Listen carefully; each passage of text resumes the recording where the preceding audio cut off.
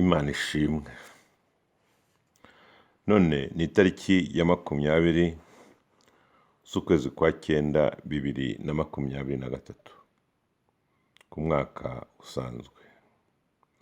None kandi ni umunsi wa 50 w'umwaka w'imbabazi z'Imana ariko ku rurabo rwo mu butayu. Message y'uyu munsi Imana yampaye kuri uyu munsi wa 50 ni message idasanzwe, kuko uyu munsi wa 50 ni umunsi ukomeye ugize icyo uvuze ku buzima bwa Kristo.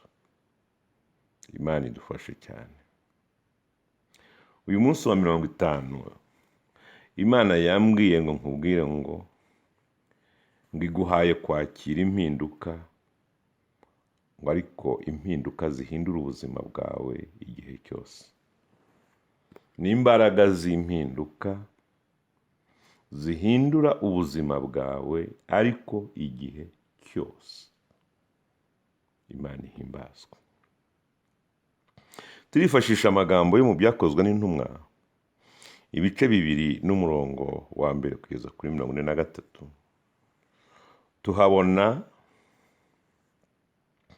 umunsi wa 50 wuzuye, ubwo Yesu yari ari hano ku isi amaze kujya mu ijuru. Ku munsi wa 50 wuzuye Pentekote nibwo yabaye. Bibiliya iravuga ngo bose bari hamwe mu cyumba kimwe kandi ngo bahuje umutima, ngo batungurwa n'umuriri uvuye mu ijuru, umeze nk'umuyaga mwinshi uhuha cyane, ngo wuzura icyumba bari barimo, ngo bose buzura umwuka wera. Izina ry'Imana rihabwa icyubahiro. Ubundi imyizerere shingiro y'itorero ishingira ku kuvuka kwa Yesu, ku kubaho kwe nk'umuntu w'intungane wabayeho yambaye umubiri, akababara, akananirwa, akanasonza. Kandi imyizerere yacu igashingira ku gufatwa kwa Yesu, agacirwa urubanza, agakatirwa igihano cyo kubambwa ku musaraba, agapfira ku musaraba, igihe kikagera agahambwa, hanyuma akazuka akajya mu ijuru. Imana idufashe cyane. Hanyuma kandi amaze kugera mu ijuru, Bibiliya iratubwira ngo yicaye iburyo bw'Imana Data, hanyuma yohereza umwuka wera kuza gutangiza itorero. Izina ry'Imana rihabwa icyubahiro. Umwuka wera yaje kuronshinga itorero. Icyo gihe rero nibwo umwuka wera yamanutse.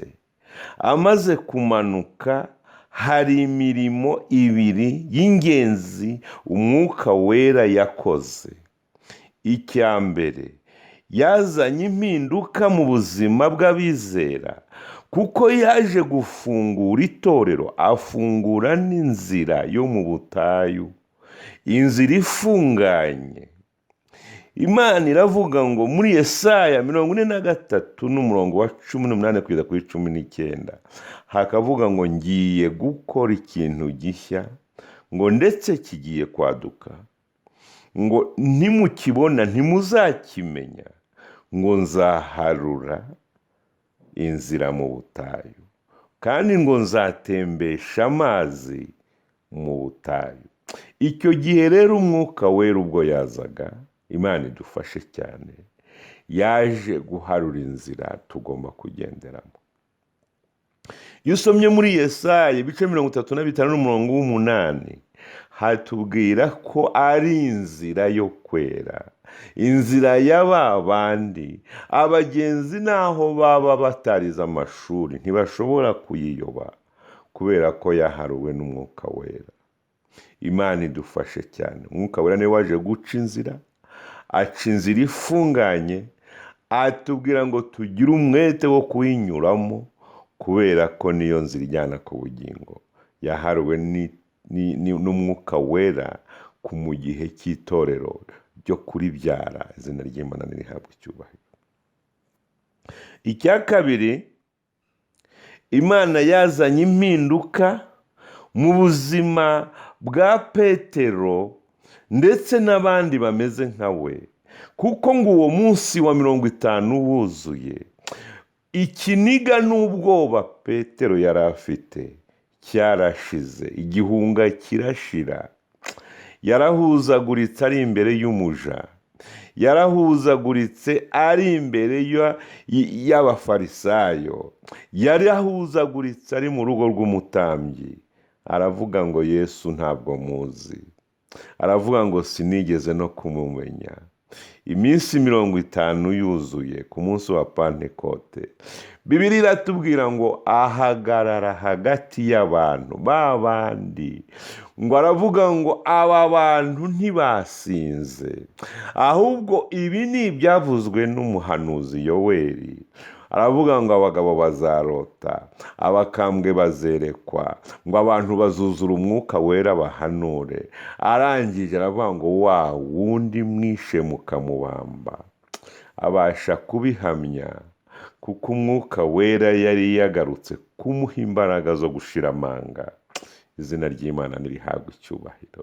Aravuga ngo wa wundi mwishe hanyuma mukamubamba, ngo niwe ukoze ibi. Kuri uyu munsi wa 50 ndifuza ko Imana iguha impinduka nawe mu buzima bwawe, nawe ikaguha imbaraga z'igihe cya none, ikaguha n'imbaraga z'igihe kizaza. Imana idufashe. Ibihe bishobora guhinduka, ariko Imana, umwuka wera naza, Imana izaguhereza imbaraga z'iki gihe, ariko iguhe n'imbaraga z'igihe kizaza nazo. Imana idufashe cyane. Imana igusobanurira iki kintu. Petero yakundaga Yesu, Petero yizeraga Yesu, Petero yagendanye na Yesu, Petero yasangiye na Yesu, Petero yavuganye na Yesu, Petero yasenganye na Yesu. Ariko ibyo byose kuko iminsi 50 itari bwuzure, Imana ihimbazwe. Iminsi 50 itari bwuzure yabashije kumwihakana kubera guhuzagurika, kubera ubwoba, kubera intege nke. Ariko iminsi 50 yuzuye, Yesu yohereje umwuka wera amanukira mu mutima wa Petero, impinduka ziraboneka. Imana ishimwe. Nawe ndifuza ko impinduka ziboneka. Nawe ndifuza ko nubwo uri mu butayu ariko haboneka impinduka z'igihe kirekire. Imana idufashe cyane. Urugero rwiza TV ikorera kuri YouTube, tubifurije gushira amanga, tubifurije impinduka zihindura ubuzima zikabuhindura bwiza. Tubifurije gushira ubwoba mugahamya Imana, kuko Yesu yaravuze ngo utinya kumpamiriza imbere y'abantu nanjye nzatinya kumuhamiriza imbere ya Data. Ntabwo wabishobora umwuka wera ataje, ariko umwuka wera naza araguha gushira amanga. Imana iguhe umugisha kuri uyu munsi wa 50, kandi Imana iguhe impinduka nziza, rurabo rwiza, ikugirire neza, ikwiteho. Imana ibahe umugisha. Haleluya. Amen. Amen. Amen.